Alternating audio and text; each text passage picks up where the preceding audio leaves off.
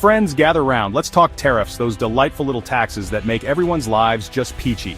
In 2018, then-President Trump, a man who understood trade about as well as a goldfish understands astrophysics, decided to slap tariffs on goods from, well, pretty much everyone. His stated goal? Protect American jobs and businesses. The reality? About as messy as a toddler's face after a spaghetti dinner. Trump hit Canada and Mexico with a 25% tariff on steel and aluminum. China got hit with a 10% tariff on a bunch of stuff, which later jumped to 25%. Now you might be thinking, John, tariffs sound boring.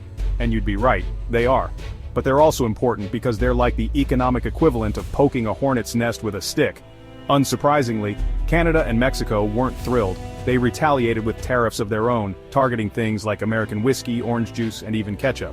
Because nothing says trade war like depriving Canadians of their poutine condiment of choice. The immediate impact of these tariffs was about as predictable as a Trump tweet storm after someone insulted his hair. Trade between the US, Canada, and Mexico, which had been humming along nicely, hit a speed bump the size of the national debt. Businesses on all sides felt the pinch. American farmers, who rely heavily on exports to Canada and Mexico, saw their markets shrink faster than a polar bear's ice floe. Manufacturing industries that depended on imported steel and aluminum faced higher costs, leading to job losses and a whole lot of grumbling. Meanwhile, China, never one to back down from a good economic brawl, threatened to take the issue to the World Trade Organization, the international body that tries to keep global trade from turning into a free-for-all. But China had a few other tricks up its sleeve too, because you see, China plays the long game. While the US was busy playing checkers with its trade policy, China was playing Go, the ancient Chinese strategy game known for its complexity and long-term thinking. Instead of simply retaliating tit for tat, China decided to use the tariffs as an opportunity to diversify its trade partners and reduce its reliance on the US market. China started cozying up to other countries, particularly those in Africa and Southeast Asia. They invested heavily in infrastructure projects, signed new trade deals, and generally made themselves indispensable to these emerging economies. But China's strategic pivot didn't stop there. They also started investing heavily in their own manufacturing capabilities, particularly in high-tech industries. The goal? To become less dependent on American technology and innovation.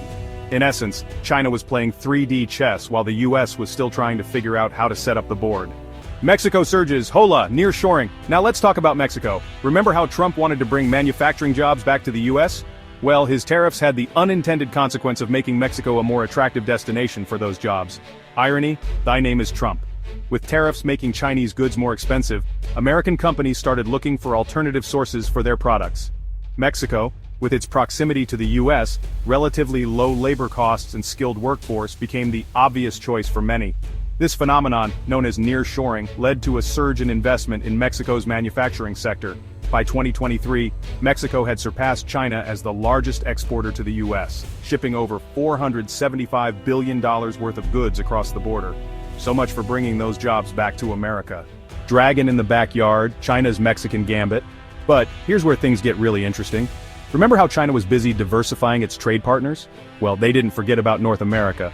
In fact, they saw a golden opportunity in Mexico's newfound manufacturing prowess.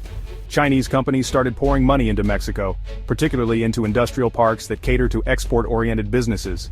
These parks, often located near the US border, provide Chinese companies with a way to get around those pesky American tariffs. One example is the Alianza Industrial Park, a sprawling complex in the Mexican state of Coahuila. Chinese firms have invested over $1 billion in the park, setting up factories that produce everything from cars to electronics to textiles. Essentially, China was using Mexico as a backdoor to the US market. Shifting sands, the future of global trade. The long-term consequences of Trump's trade war are still unfolding, but one thing is clear: the global trade landscape has been irrevocably altered. China has emerged as a more assertive and strategic player, while Mexico has solidified its position as a key manufacturing hub. The US, meanwhile, is left to grapple with the unintended consequences of its own actions. The tariffs have contributed to higher prices for consumers, supply chain disruptions, and job losses in certain industries. And while some argue that the tariffs have helped to protect American jobs, others contend that they have simply shifted those jobs to other countries.